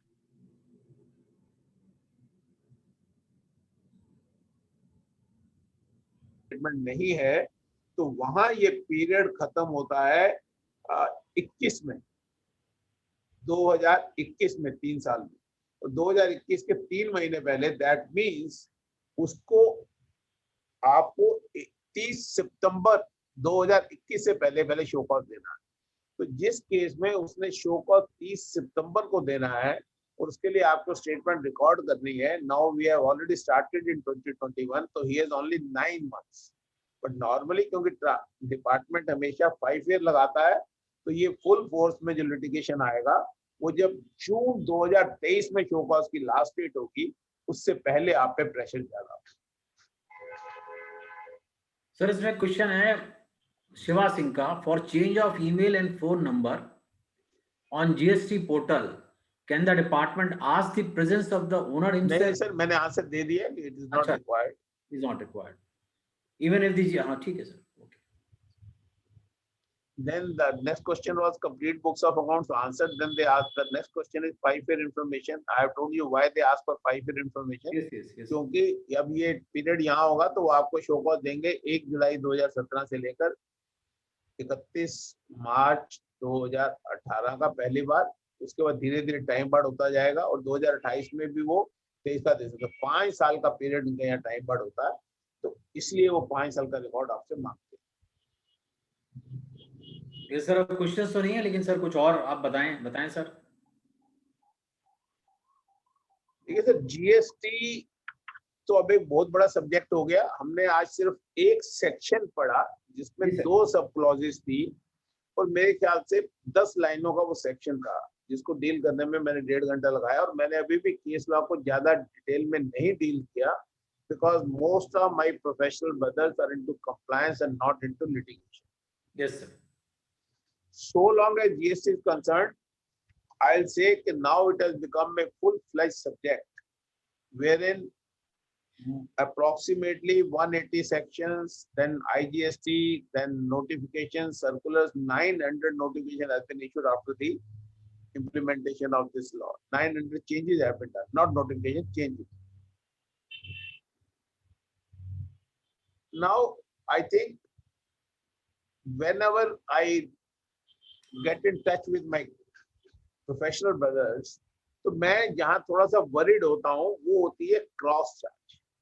मैं उस कंसेप्ट को सिर्फ 10 मिनट आपके साथ डील करूंगा and then I will conclude. देखिए सर, जहां मल्टी लोकेशनल ऑफिस है, यहाँ एक ऑफिस है वहां तो क्रॉस चार्ज का मतलब ही नहीं है। If I am having only one office of a chartered accountant or any other service provider, there is no question of any cross charge. The problem comes when my presence is in various states and I am registered in all those states, but so far as goods are concerned, when I am supplying goods from one office to another office, I am certainly issuing a tax invoice, charging tax on that. And in fact, this is the crux of the GST. अगर आपका ये dimming fiction नहीं होता कि आप अपने office को जब गुड्स देंगे तो आप उसको टैक्स चार्ज कर सकते हैं और उसका क्रेडिट वहां मिलेगा, तो ये क्रेडिट मैकेनिज्म काम ही नहीं कर सकता था। मैं एक छोटा सा एग्जांपल देता हूं, मैं कई बार दे भी चुका हूं, but even for the sake of reputation I would like to say, Ludhiana में एक फैक्ट्री काम करती है, 10 करोड़ रुपए की उसकी सेल है, 7 करोड़ का रॉ मटेरियल लगता है, assuming 10% is the GST rate, तो 70 लाख का क्रेडिट उसका एक्रू हो गया Ludhiana. And suppose he sell 90% of his material from Gurgaon and Noida showroom, तो 90% 10 करोड़ की सेल में सेल प्राइस अगर 15 करोड़ है तो 90% 13 करोड़ 50 लाख की सेल तो होगी नोएडा और गुड़गांव में, जब आउटपुट टैक्स लायबिलिटी आएगी। और अगर यहाँ सेल्फ सप्लाई पे टैक्स नहीं मांगा जाता तो क्रेडिट सारा लुधियाना में रह जाता। तो इसीलिए जब आप लुधियाना से माल गुड़गांव ट्रांसफर करते हैं या नोएडा करते हैं तो आपको उस टैक्स क्रेडिट का आप टैक्स चार्ज करते हैं, as a result of which वो जो क्रेडिट लुधियाना में एक्रू हुआ वो वहां एब्जॉर्ब हो जाता है, और वो credit in the shape of sale made from the distinct person वो क्रेडिट वहां आ जाता है। तो यहाँ तक तो बात समझ में आती थी, कोई ज्यादा कॉम्प्लिकेशंस में नहीं थी। Whenever the goods are moving you are charging tax and claiming credit there out. अब प्रॉब्लम आती है क्रॉस चार्ज, जहां हेड ऑफिस में पूरा मैनेजमेंट बैठा है, वो आपको एचआर की सर्विसेज, वो आपको आईटी की सर्विसेज, वो आपको सेंट्रलाइज एडवाइजरी सर्विसेज, ये सब सर्विसेज देता है। Now because you are registered in various states, तो उस सर्विसेज के कॉरस्पॉन्डिंग खर्चे भी वही होते हैं, एम्प्लॉय भी वही बैठा है, वेंडर्स भी वही होते हैं, ऑफिस भी वही लिया जाता है, सिक्योरिटी गार्ड भी वही होती है। तो मोस्टली मैंने ये देखा है कि वो सीए जो दूसरी ब्रांच में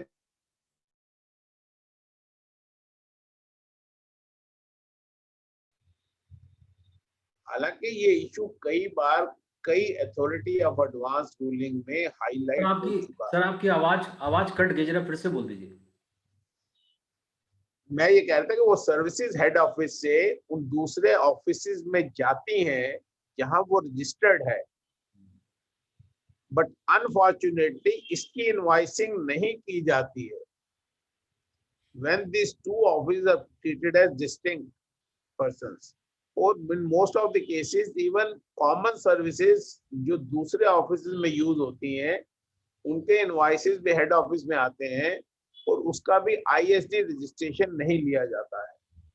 तो मेरा ये कहना है कि दोस्तों, because now the litigation is going to be there, 17-18 audit has already been done, 18-19 is almost completed because the date has not been extended. Now whatever returns you are filing, 990 you are filing, it is subject to penalty,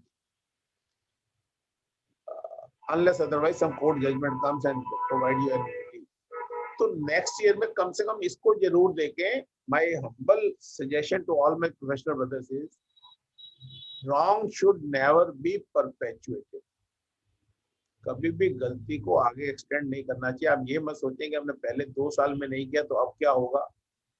तो इन any case it is most of the cases it is revenue neutral, क्योंकि आपने एक जगह tax देना है और दूसरी जगह उसका क्रेडिट ले लेना है। बट ऐसा नहीं है। आपको पता है कि वो जो हॉस्पिटल की अथॉरिटी ऑफ एडवांस रूलिंग थी, जहाँ मेडिकल सर्विसेज एग्जम्प्टेड है, तो जो appellate authority of advance ruling ने भी उसको कंफर्म कर दिया। So this is one area where there can be lapses, and in case you can apply your mind, क्योंकि इसको अगर आप कंप्लाई भी करते हैं तो आपकी बैलेंस शीट में फर्क नहीं पड़ता, क्योंकि ये जो एक जगह की इनकम है दूसरी जगह का एक्सपेंस है, तो जब कंसोलिडेटेड बैलेंस शीट आप बनाओगे तो वो उसमें मर्ज हो जाएगा।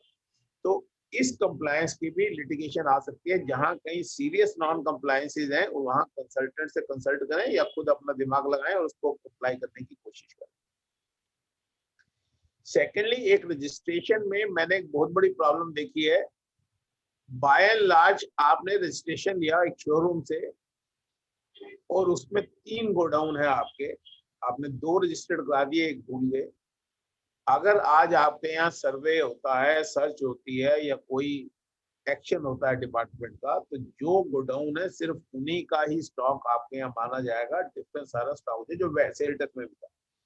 तो जो भी आपकी माइग्रेशन हुई है जीएसटी में, उन रजिस्ट्रेशन सर्टिफिकेट्स को निकाल लें, इंश्योर कर लें कि all those offices from where either you are supplying goods और सर्विसेज, वो सब वहां पे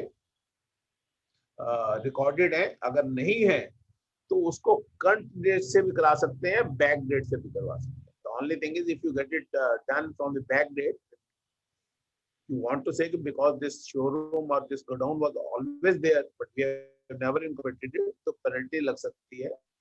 बट इसको जल्दी से जल्दी करा लें, क्योंकि एक दो केसेस में हमें ये बहुत बड़ी सीरियस प्रॉब्लम्स आई, तो मैंने कहा I can share with you. It is one very simple thing but very complicated.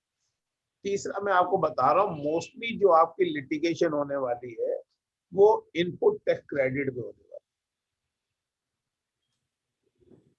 है। इनपुट टैक्स क्रेडिट में जिस आदमी ने जितना भी क्रेडिट क्लेम किया है, before those department approaches you, उनकी एक फाइल बनवा लें इनवॉइसेस की, उसकी ऑथेंटिसिटी को चेक कर लें, ये देख लें कि 17(5) का क्रेडिट तो कहीं ऐसा नहीं जो आपने गलती से क्लेम कर लिया है। Whether section 17 which talk about apportionment or reversal of credit, of course applies only in two situations: when those input service or capital goods are being used for other than business, or when it is being used for making exempted supply. Rule 42, 43 का proper compliance है या नहीं है, ये आप बड़े ध्यान से देख लें, क्योंकि अभी भी आप लोग देख रहे हैं कि जितने भी ये अरेस्ट हो रहे हैं ये सारे फेक इनवॉइसिंग और आईटीसी रिवर्सल के चक्कर में। But I am not on that particular subject, because that itself is a huge subject. So मेरा ये मानना है कि आप इन सबको अपना चेक कर लें, होमवर्क कर लें, ऑडिट जिसका भी आने वाला है या आएगा नोटिस, उससे पहले अपने होमवर्क में प्रॉपर फाइल्स बना लें, and wherever it is there you can reverse the credit.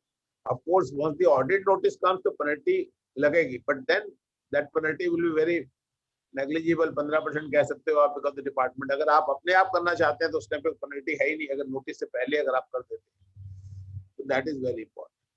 तीसरा, मैं फेक इनवॉइसेस के लिए थोड़ा सा 5 मिनट सिर्फ लगाना चाहूंगा। देखिए, what is fake, what is genuine, time will only tell. But my only humble submission is that once the department alleges that there are certain transactions recorded in your books of accounts and those are fake purchases according to the department, and they have summoned you under section 17, जिसको हमने आज discuss किया, और वो आपको pressurise कर रहे हैं कि आप इसका रिवर्सल करें, तो मेरा ये मानना है कि यहाँ पे भी, और जब आपके स्टेटमेंट भी रिकॉर्ड हो, तो कहीं भी आप इस ट्रांजैक्शन की इनजेन्युइननेस को एडमिट नहीं कर, क्योंकि आप कह सकते हैं कि I can reverse the credit to buy mental peace. अगर आपका बहुत प्रेशर आता है डिपार्टमेंट से, आप क्रेडिट रिवर्स कर सकते हैं। और जब आप क्रेडिट रिवर्स करते हैं तब भी दो सिचुएशन हो जाती है कि कई जगह 180 दिन बीत गए और आपने पेमेंट ही नहीं की, वो एंट्री क्लियर नहीं हुई, तो ऑब्वियसली वो तो वैसे भी आपको रिवर्स करना है। तो जहां नहीं हुआ तो buy mental peace, but don't admit them to be a genuine transaction on the face of it, because it has got serious implication in income tax also. Section 271 capital AAD, which was inserted by Finance Act 2020, talk about imposition of penalty to the amount of tax involved, to the amount of supply involved, not income. तो 271 AAD के बहुत implications होंगे, and बहुत जगह पे department नाजायज भी कर रहा है। आपका प्रॉपर ईवे बिल है, आपका प्रॉपर इनवॉइस है, पेमेंट हुई है, दो transaction बeen recorded in the books of accounts, those material has been used for the purpose of making further supplies, and all such evidences are there. तो उसको income tax की implication को भी ध्यान में रखें, और अगर किसी बात को एडमिट भी करना है तो बड़ा टैक्टफुली, स्मार्टली उनसे बात करें। If you feel if there is no point in going for the litigation, though your transactions are genuine, then my humble suggestion is you can reverse the credit, but you say it is only for the purchase of mental peace or to get the mental peace. Otherwise, these transactions are properly recorded. If you say these transactions are fake and I have recorded the invoice without receiving the material, then certainly your disallowance in income tax and the penalty provision under section 271 AAD will certainly get affected. So this is one area where I want to say that wherever you are giving a confessional statement, kindly consider other laws also. और sir, यदि client ने really में fake invoice issue करी है, हाँ जी, यदि invoices sir really में fake हो, देखिए, what do you mean by fake? Fake transaction, आप आप ये कह रहे हैं कि आपने सप्लाई की, उसके ऊपर टैक्स दिया, और उस फाइनेंशियल स्टेटमेंट को मैनेजमेंट ने, ऑडिटर ने, दोनों ने सर्टिफाई किया। So now, if you say that supply itself is not being made, then not only you are creating a problem for you, आप तो प्रोसीक्यूशन में जाएंगे ही, जिस आदमी ने उस ट्रांजैक्शन को एज ए परचेज रिकॉर्ड किया है, अल्टीमेटली देखिए डिपार्टमेंट अपने तरफ पूरी कोशिश करेगा, आप अपनी तरफ से कोशिश करेंगे, ultimately on the basis of the evidences the decision will be there. My point is most of the time these transactions are genuine also। तो वहां तो कम से कम डर से, क्वेश्चन से, थ्रेट से एडमिट नहीं करें। अगर उस थ्रेट से इतना ही डर लगता है, नहीं डील करना चाहते, तो आईटीसी रिवर्स कर दें। तो डिपार्टमेंट तो ये कभी केस बनाएगा ही नहीं ना, आपने ये सप्लाई नहीं की। अगर डिपार्टमेंट ये कह देता है कि भैया आपका आईटीसी आप डिसअलाउ करो, ये परचेज बोगस है, तो मेरा ये कहना है कि अगर वो परचेज बोगस है तो कॉरेस्पॉन्डिंग सेल भी नहीं हुई, then the differential tax which I have paid, that should be refunded to me। But because I myself is stating in GSTR1 I have made sale, and on the basis of that invoice subsequent person, so the upfront there can be a case where you have taken an invoice from Mr. A and goods have been taken from Mr. B। That can be a situation। एक sir question है कि I reply to the department of the same email ID from which I receive the notice, Mrigank Raika, but they denied the reply, did not receive my reply, stating that they did not see my reply. It was in Noida Circle.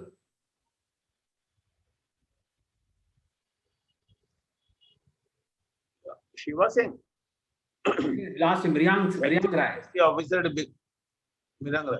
Sir, I replied to the department of the same email ID from which I received the notice, but they denied the reply, stating that they did not see my reply। देखिए, this line itself is contradictory। Either they can deny the reply or they can say you have received but we have not seen this reply। Not seen is not equivalent to now it is a machine। Obviously, if the reply has gone, they can never say we have not seen। That is not our concern। But in any case, if there is no limitation period involved, you can simply say if we have not seen it, I am sending it once again, but I am disputing that I have not sent it। I have certainly sent the email। Might be it has not been received or you have not seen it, whatever you want to say। But yes, I am willing to send it once again and send it once again, absolutely no problem, unless otherwise the limitations are there। In case some limitation issue is there, then you need to be very, very careful। Normally, assessees are not paying dues in 180 days। As per rule, credit must be reversed, meaning thereby interest liability is there। What to do in GST order? Sanjay ji, जब law आपको पता है, procedure आपको पता है, consequences आपको पता है, तो मैं क्या बताऊं? ऑब्वियसली 180 डेज के बाद आपको वो क्रेडिट वहां रिवर्स करना था और वहां आपको जमा कराना पड़ेगा, और जहां आपने सब्सिक्वेंटली पेमेंट की वहां एलिजिबल था वहां आपको रिफंड लेना पड़ेगा। The department can show that also, but you can say making the payment and claiming as refund say procedural, जो हाई कोर्ट में आपकी बात मानी जाएगी। But in any case you have to pay the interest. If the supplier gives the statement that the invoices are accommodating entries, what to do in that situation? I have already discussed in detail। Summons issued dated is 14th of December, appearance date is 1st of December। What should be the stand of the assessee on such summons? Certainly that summon is not valid, there is no doubt। You can simply write a letter, okay, we are in receipt of a summon which is being received by us on 17th of December। The issue date is 14th of December, though the appearance date is 1st of December। In view of the impossibility, we cannot comply with this summons। That is all। Communication कर लीजिए, communication में कोई issue नहीं है। Ultimately he can issue another someone, he will issue it. He will certainly issue another. ठीक है sir, बहुत बहुत सर आप बता दी आपने, अशोक जी ने जिस तरह से एक बड़े भाई की तरह हम सबको समझाया है वो बहुत ही सराहनीय है। Really it is commendable.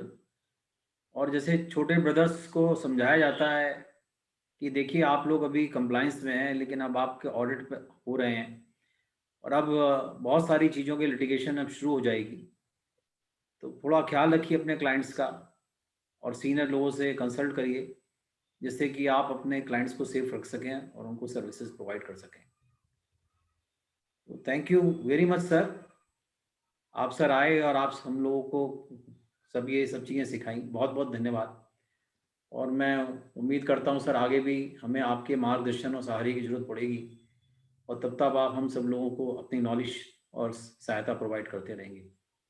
बहुत बहुत शुक्रिया सर, बहुत बहुत Anytime. धन्यवाद आपका, Thank बहुत you. बहुत धन्यवाद आपका। Thank you sir. Yes, I am closing the seminar now.